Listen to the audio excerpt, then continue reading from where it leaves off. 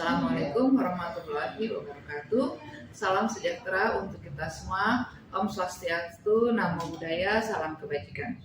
Perkenalkan, saya Nes Wiwi Herdalisa, Sarjana Keperawatan Medis Kesehatan. Saya dosen tetap pada program studi keperawatan D3 Fakultas Kesehatan dan Farmasi Universitas Bani Saleh. Saya mengajar mata kuliah keperawatan dasar. Di sini saya akan menjelaskan mata kuliah yang saya ampu, yaitu keperawatan dasar dengan metode DIA, Delivery, Interaction, dan Assessment. Video ini dibuat dengan tujuan sebagai syarat sertifikasi dosen tahun 2025 yang diselenggarakan oleh Kemendikti-Saintek. Saya akan memaparkan unsur kinerja Tridharma bidang pengajaran sebagai bagian dari kerja Tridharma perguruan tinggi atau PDD UK TPT bidang pengajaran.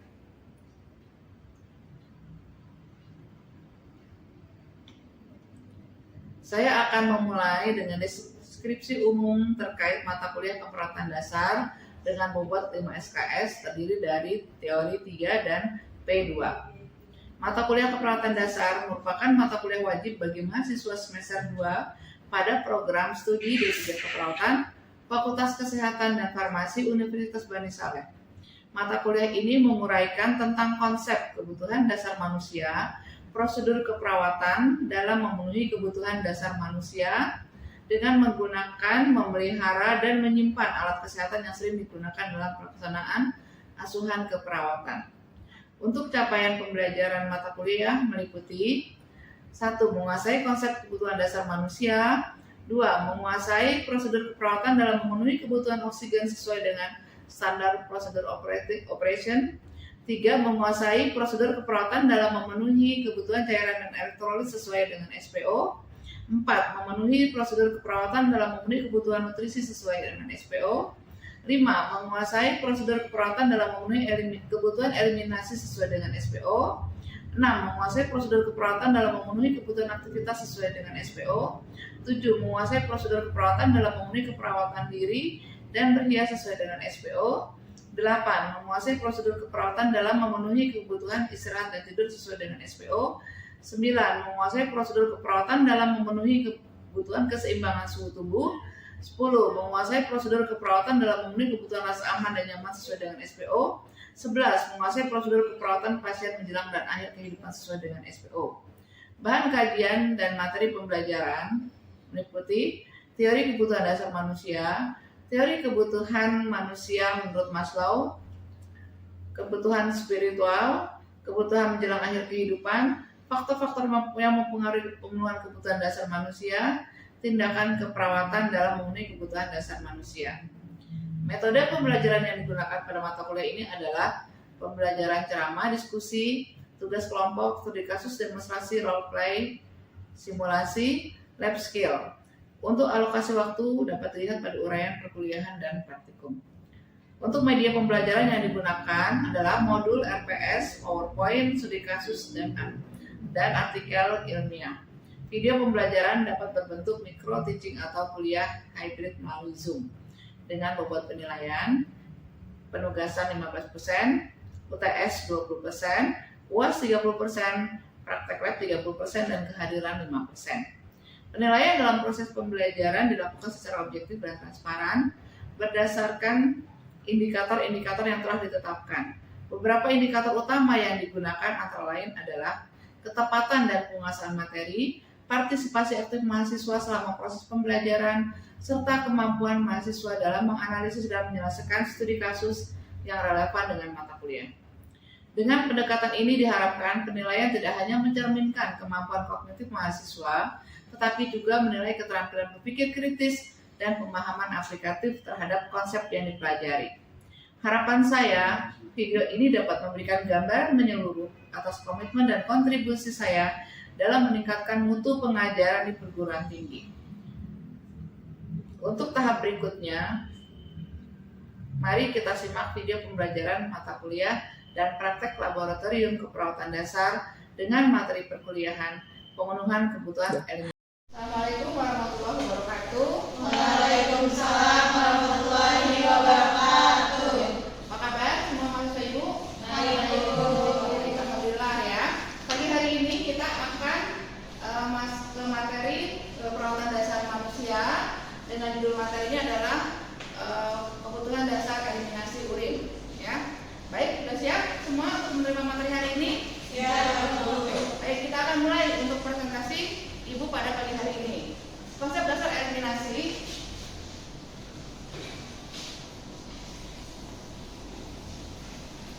Oke, tujuan pembelajaran kita pada pagi hari ini adalah mahasiswa mampu melaksanakan asuhan keperawatan pasien dengan gangguan eliminasi. Mahasiswa mampu melakukan keterampilan membantu memenuhi kebutuhan eliminasi di tempat tidur. Mahasiswa mampu melakukan proses pemasangan kondom kateter, dan yang terakhir adalah mahasiswa mampu melakukan perawatan kateter.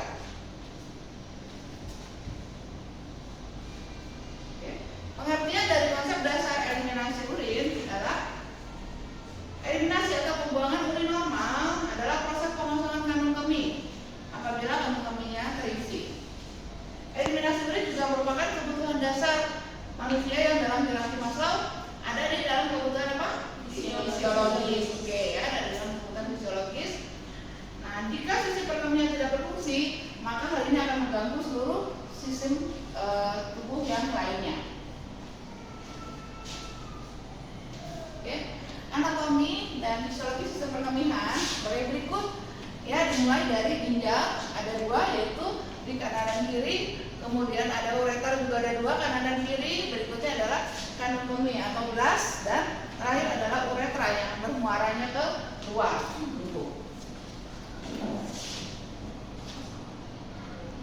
Oke, ini kita akan bahas, ya, satu persatu dari anatomi saluran perkemihan. Yang pertama adalah ginjal, ya. Ginjal bentuknya seperti kacang yang terdiri dari dua bagian, kanan dan kiri.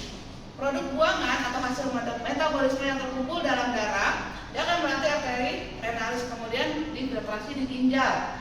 Sekitar 20-25% curah jantung bersirkulasi setiap hari melalui ginjal, dan setiap ginjal mengandung 1-4 juta nefron yang merupakan pembentukan urin di glomerulus. Oke, nilai GFR rata-rata filtrasi glomerulus filtrasi rate atau GFR normal pada dewasa adalah 125 ml per menit atau 180 liter per 24 jam, dan 99%-nya di area absorpsi ke dalam plasma, sedangkan 1%-nya diekspresikan sebagai urin yang di dalamnya mengandung hidrogen, kalium, dan amonia. Berikutnya yang kedua adalah ureter, ya. Kemudian setelah dari ginjal, urin akan masuk ke dalam ureter, ya. Berikutnya langsung ke kandung kemih atau bladder. Panjang ureter dewasa sekitar 25-30 cm dengan diameter 1,25 cm. Lapisan dinding ureter itu terdiri dari 3 lapisan. Yang pertama adalah lapisan dalam dari membran mukosa, kemudian lapisan tengah dari otot polos yang mentransfer urin dengan gerakan peristaltik yang distimulasi oleh distensi urin di kandung kemih. Kemudian lapisan luarnya adalah jaringan fibrosa. Kemudian dari ureter kita masuk ke kandung kemih. Kandung kemih tempat penampungan urin dengan kapasitas kurang lebih 400 sampai 600 ml, ya. Namun biasanya rasa ingin berkemih itu mulai terasa jika di kandung kemih sudah terisi sekitar 150 ml dengan pengeluaran urin normal rata-rata sekitar 30 ml. Oke. Peta kandung kemih ada di dasar panggul, ya, dengan otot-otot yang elastis. Karakteristik urin normal, ya, warnanya kuning terang, ya, kuning cerah, ya, bukan kuning pekat atau kecoklatan, ya, tapi kuning cerah yang dengan bau khas amonia, ya, yang merupakan pecahan dari urea oleh bakteri. Jumlah urin pada manusia tergantung dengan berat badan, namun di orang dewasa biasanya sekitar 1,2 sampai 1,5 liter. Ya, seperti apa kalau pada wanita khususnya dianjurkan untuk pembersihan genital? Boleh cengoknya dari depan ke belakang, bukan sebaliknya dari belakang ke depan. Itu yang seringkali dilakukan salah sehingga mengakibatkan infeksi saluran kemih. Oke, kita lanjut. Faktor-faktor yang mempengaruhi satu diet dan asupan ya. Biasa makanan dan minuman akan sangat mempengaruhi ya kondisi berkemih kita. Contoh misalnya kalau kita banyak makan makanan yang mengandung cairan ya, seperti buah-buah dengan kandungan cairan tinggi seperti semangka misalnya ya, itu tentu akan mempengaruhi faktor volume urinnya. Oke, alhamdulillah materi kita pada pagi hari sudah selesai. Nah, sebelumnya Ibu mau bertanya, masalah-masalah apa yang biasanya terjadi pada pasien dengan gangguan eliminasi? Ya, silakan. Ada retensi urin, ada inkontinensi urin, ada enuresis. Oke, bagus. Ada lagi yang bisa menambahkan? Ya. Ada ureterotomi, perubahan pola eliminasi urin. Oke, baik, terus ya. Oke, berarti kalian sudah memahami ya untuk konsep dasar eliminasi ya. Dan dengan demikian maka selesai sudah perkuliahan kita pada pagi hari ini ya. Jika tidak ada pertanyaan lagi atau masih ada pertanyaan lagi yang lain? Tidak ada, baik ya. Ibu akhiri dengan sama-sama kita membaca hamdalah. Alhamdulillahirobbilalamin. Wabillahi taufiq wal hidayah. Wassalamualaikum warahmatullahi wabarakatuh. Waalaikumsalam warahmatullahi wabarakatuh. Baik, kita akan bertemu lagi di konsep kebutuhan dasar manusia yang akan datang. Selamat pagi semuanya. Ibu, terima kasih Bu. Assalamualaikum warahmatullahi wabarakatuh. Waalaikumsalam warahmatullahi wabarakatuh. Alhamdulillah pada hari ini bertemu lagi dengan Ibu. Kita akan praktek mata kuliah keperawatan dasar. Untuk tema kita pada pagi hari ini adalah membantu pasien buang air kecil dengan melakukan pemasangan kondom kateter. Pemasangan kondom kateter biasanya dilakukan pada pasien-pasien dengan masalah pada sistem perkemihan. Salah satunya yaitu inkontinensi urin dan enuresis. Jadi begitu urin ada di kandung kemih, dia tidak bisa mengontrol dan urin keluar dengan sendirinya, sehingga tentu akan mengakibatkan rasa aman nyaman pasien terganggu. Baik, kita akan mulai untuk melakukan praktek pemasangan kondom kateter. Kita siapkan pasiennya, peralatannya ya. Ada kondom kateternya, urin bag, alas, kain alas, terus kapas DDT-nya, tisu, piala ginjal, dan sarung tangan. Oke. Ada yang mau ditanyakan? Belum? Oke, baik. Mari kita mulai melakukan proses pemasangan kondom kateter. Sebelumnya kita kontrak dengan pasiennya. Selamat pagi Pak. Perkenalkan saya dengan Suster Wiwi yang pada pagi hari ini akan membantu Bapak untuk pemasangan kondom kateter. Tujuan dilakukan pemasangan kondom kateter adalah untuk kenyamanan Bapak dalam buang air kecil dan juga untuk mencegah terjadinya infeksi saluran kemih. Baik, saya telah mengecek program terapi medisnya dan alhamdulillah tidak ada kontraindikasi, sehingga proses pemasangan kondom kateter apakah bisa kita lakukan sekarang?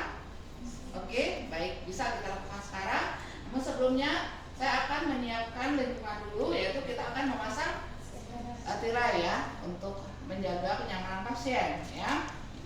Berikutnya saya akan cuci tangan ya. Lakukan cuci tangan 6 langkah ya, biasa ya.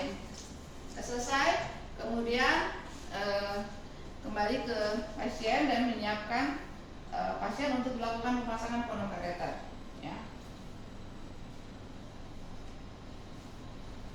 Ya Pak, kita persiapkan dulu.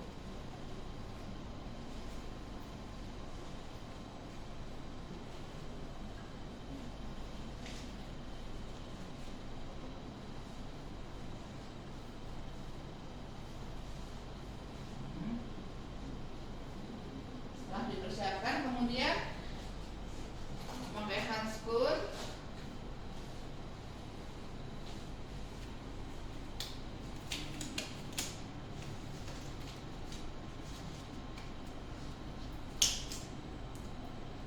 Jika ada yang ingin ditanyakan, langsung tanya aja sama saya.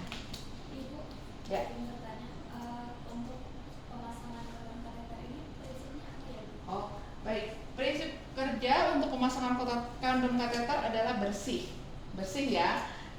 Untuk kecuali untuk pemasangan kateter. Kalau untuk pemasangan kateter kita pakai prinsipnya steril, tapi kalau untuk kondom cukup prinsipnya bersih saja. Oke.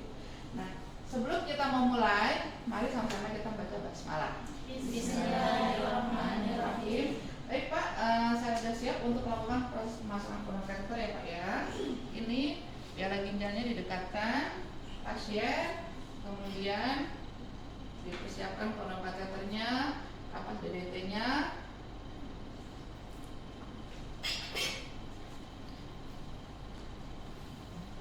Ya Pak, saya akan mulai lakukan pemasangan kondom ya Pak.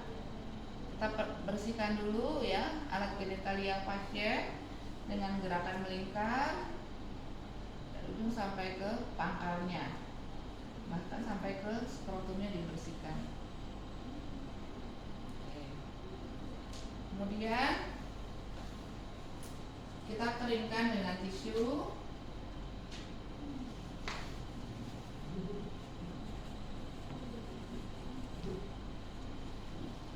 Berikutnya kita lakukan pemasangan kondom kateter dan kita persiapkan urin bag.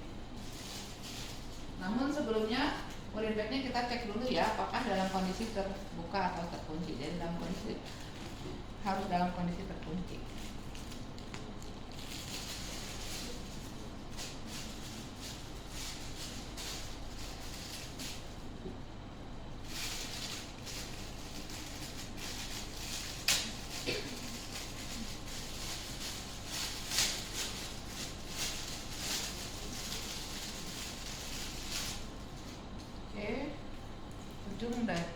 Ujung dari kondom kateter kita lekatkan di ujung penis pasien, kemudian kita tarik ke belakang. Setelah selesai, berikutnya kita pasang plasternya. Untuk pemasangan plasternya tidak boleh terlalu ketat atau terlalu longgar sehingga mengakibatkan kenyamanan pasiennya terganggu. Oke.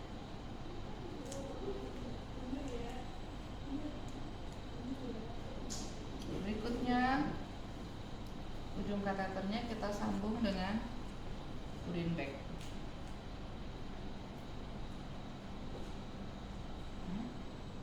Selesai, urin bagnya kita bisa pasang di sisi tempat tidur. Dengan demikian, jika ada produksi urin yang keluar, maka akan tertampung di urin bag, sehingga apabila ada pemeriksaan urin, kebutuhan untuk pemeriksaan laboratorium urin, maka urin bisa diambil dari urin bag. Demikian proses pemasangan kondom kateter sudah selesai.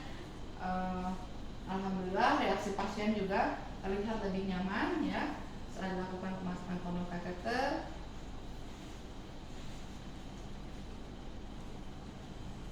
Kita rapikan kembali pasiennya. Baik Pak, pemasangan kondom kateternya sudah selesai. Dan berikutnya saya akan mengobservasi urin Bapak ya, apakah lancar atau tidak. Untuk berikutnya silahkan Sevi untuk ikut langsung mendemonstrasikan proses pemasangan kondom kateter. Silahkan.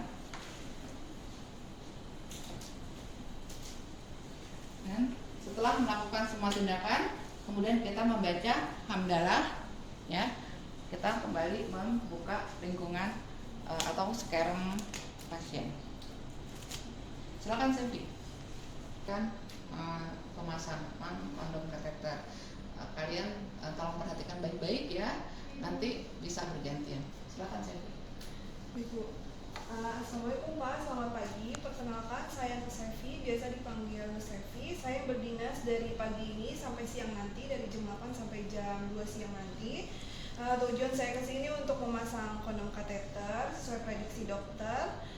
Bahwasannya Bapak tidak bisa mengeluarkan buang air kecil. Jadinya Bapak harus dipasang kondom kateter ya Pak. Untuk waktunya sekitar 15 sampai 30 menit. Apakah Bapak bersedia?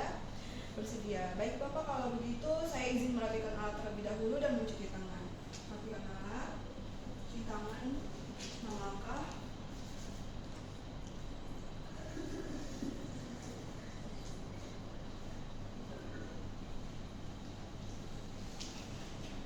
Alatnya sudah siap ya Pak ya. Untuk posisinya apakah sudah nyaman Pak?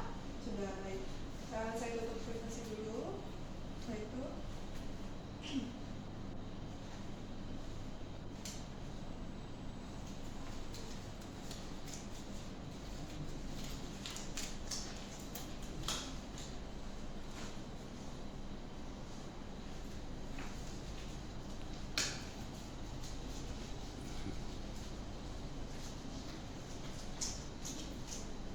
kita pasang terlebih dahulu. Maaf ya Pak ya.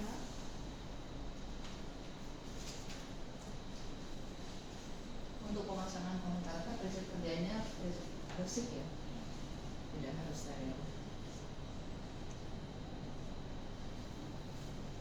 Info.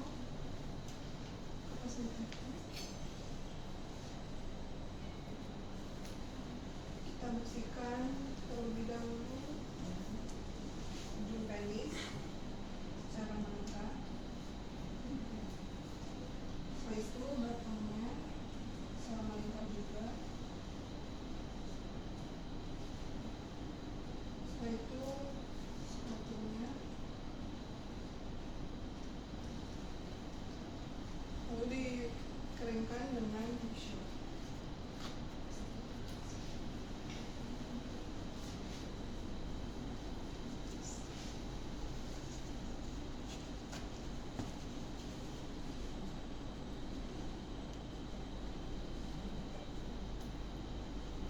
Setelah itu kita siapkan kondom kateternya.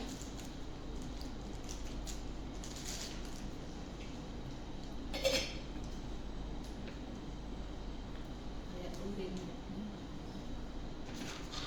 Ya, urin bagnya sekarang itu disiapkan. Bismillah ya Pak ya. Bismillahirrahmanirrahim.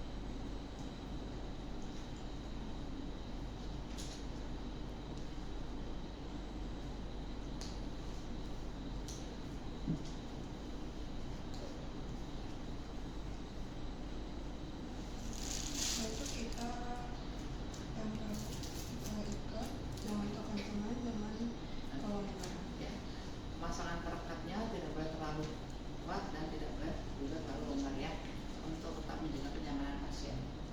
Kita pasang urin bagnya, pastikan urin bagnya tertutup.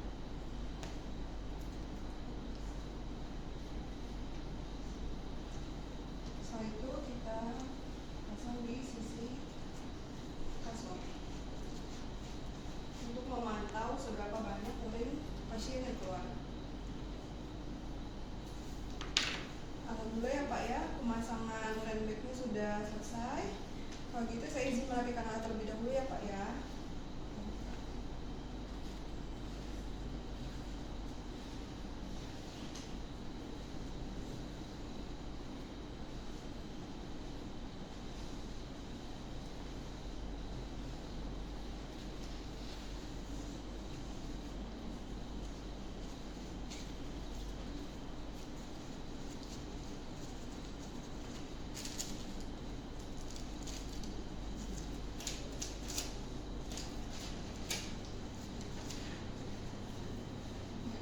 Baik Pak, gimana perasaannya setelah dipasang kondom kateter? Terasa lebih nyaman ya Pak ya? Baik, untuk selanjutnya nanti saya akan kembali lagi untuk mengecek seberapa banyak urin Bapak yang keluar. Adakah yang ditanyakan Pak? Tidak ada. Jadi kalau gitu saya permisi ya Pak ya. Assalamualaikum. Silakan kami duduk. Alhamdulillah, proses pemasangan kondom kateter sudah selesai ya. Untuk mahasiswa yang lainnya harus mencoba secara bergantian satu demi satu sehingga kalian bisa terampil di keterampilan untuk pemasangan kondom kateter pasien ya. Baik, Ibu akhiri pertemuan kita pada pagi hari ini. Mari sama-sama kita membaca hamdalah. Alhamdulillahirobbilalamin. Assalamualaikum warahmatullahi wabarakatuh. Waalaikumsalam warahmatullahi wabarakatuh. Demikian pemaparan saya terkait pelaksanaan pengajaran, mulai dari perencanaan, proses pembelajaran hingga evaluasi dan penilaian. Saya senantiasa berkomitmen untuk terus meningkatkan kualitas pembelajaran yang aktif, interaktif, dan berorientasi pada pencapaian kompetensi mahasiswa. Semoga apa yang saya sampaikan dapat memberikan gambaran yang jelas tentang peran dan kontribusi saya dalam bidang pengajaran sebagai bagian dari tugas Tridharma Perguruan Tinggi. Terima kasih atas perhatian dan kesempatan yang diberikan. Wassalamualaikum warahmatullahi wabarakatuh.